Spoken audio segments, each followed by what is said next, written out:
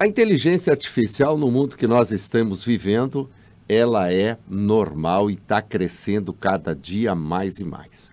O Espaço Aberto de hoje eu tenho a alegria de poder conversar com o doutor Marcos Vanderlei de Lima. Ele é membro da Comissão de Inteligência Artificial da OAB-MT. É uma alegria poder receber você aqui, doutor, para falar desse assunto tão pertinente nos dias de hoje. A alegria é minha, Zico. Obrigado pela oportunidade de falar desse tema aí que está tão em alta aqui na nossa região e no Brasil como um todo.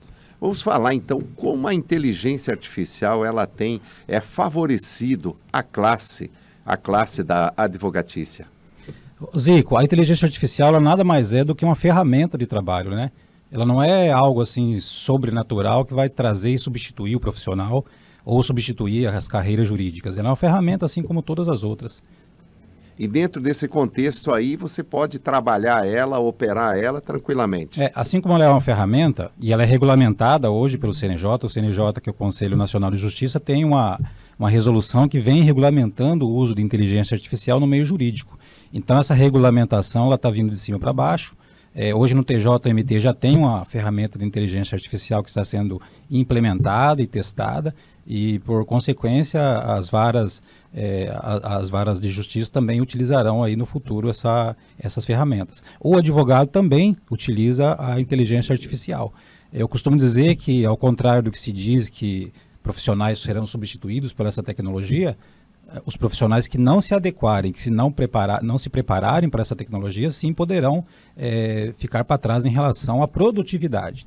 Isso é um fato, né? Isso Porque é um fato. Ela vem vindo de uma maneira assim, crescente e que você não pode ignorar. Mas, pelo contrário, você tem que se aperfeiçoar a essa ferramenta que está disponível no mercado. Nós temos um caso de 1930, num julgado no estado de Goiás, se não me engano, em que um magistrado foi penalizado por ter utilizado a máquina de escrever para fazer a sua sentença. Então você vê que é um tabu essa questão da tecnologia. E com a inteligência artificial também temos uma certa resistência por às vezes as pessoas pensarem que vai ser substituído pelo pensamento humano.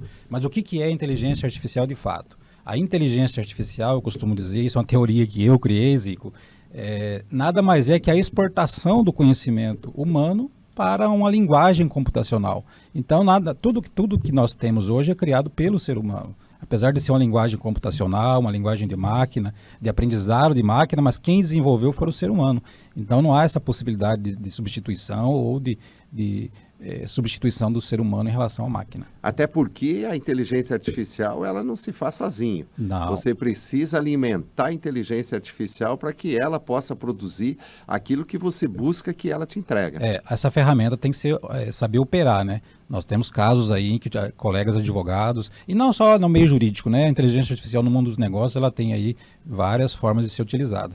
Mas nós temos casos aí que foi utilizada a inteligência de forma inadequada, em relação à jurisprudência principalmente, porque exige-se um comando para fazer isso, e que a justiça tem aí adotado as medidas em relação a isso. E em relação específica à jurisprudência, não é que a inteligência artificial ela cria ou inventa dados, mas ela te dá a resposta que você quer. E muito rápido. E muito rápido isso. Então você precisa saber operar os comandos. O prompt é um comando. O segredo da inteligência artificial, o segredo da eficiência em relação ao resultado daquilo que você quer é o prompt, é o comando que você vai dar. E você também tem ministrado alguns workshops também baseados estritamente em ensino da inteligência artificial. Isso, eu sinto muito orgulho e prazer em ensinar as pessoas a utilizarem. Quando a gente demonstra e vê o resultado desses workshops, a gente fica muito feliz, porque a gente vê a produtividade e aquela quebra de tabu, né? Porque não é aquilo que se vende em relação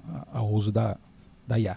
E como funciona esses workshops que a Vossa Excelência ministra? Nós selecionamos ali pessoas, né, no mundo dos negócios, não só no mundo jurídico. O último que nós fizemos foi para advogados, mas turmas de até 10 pessoas e nós colocamos lá, fazemos o uso na prática da inteligência artificial sem adentrar muito em teoria, porque o mundo hoje ele é muito rápido e nós precisamos de eficiência. Então, a gente coloca lá e as pessoas entram, cada um no seu computador e aprendem na prática como utilizar. O segredo da inteligência artificial, como mesmo você frisou, é a questão dos prompts, de você mandar os comandos certos para que ela possa te trazer o resultado. Isso, porque inteligência artificial é um conjunto de informações, né? Um conjunto de informações. Se você jogar lá, faça tal coisa, ela vai pegar no universo de informações aquela informação e vai te jogar qualquer coisa. Então você precisa delimitar o assunto, chama-se janela de contexto, o termo técnico, delimitar essa janela de contexto e fazer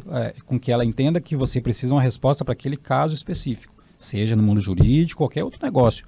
Pode ser uma empresa de máquinas agrícolas, por exemplo. Vamos supor que eu tenho uma recorrência numa empresa mecânica em que uma determinada máquina agrícola venha do campo toda vez com um problema mecânico. Então eu posso alimentar a inteligência, aqui aconteceu isso, a peça substituída foi essa. Eu não vou precisar desmontar na próxima vez toda aquela máquina para poder trocar aquela peça, porque a própria inteligência foi treinada para poder fazer aquele reparo ou substituição daquela peça. E quando vai o comando, a resposta é rápida. Muito rápido, questão de segundos já está ali respondido.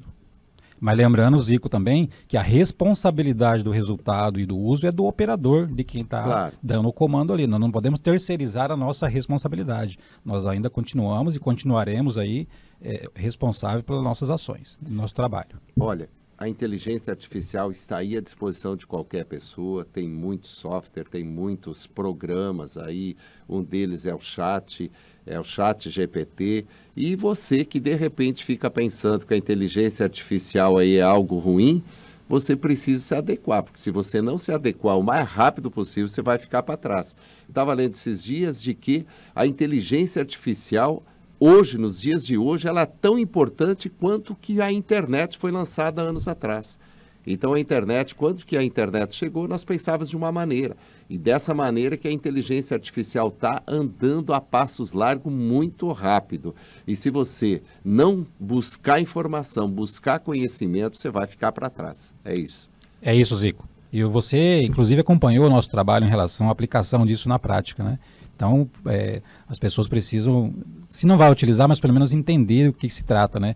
O meio jornalístico utiliza, jurídico utiliza, marketing utiliza, então é preciso acompanhar esse desenvolvimento tecnológico. É mais uma ferramenta tecnológica para ser utilizada. Eu falo uma coisa assim, né?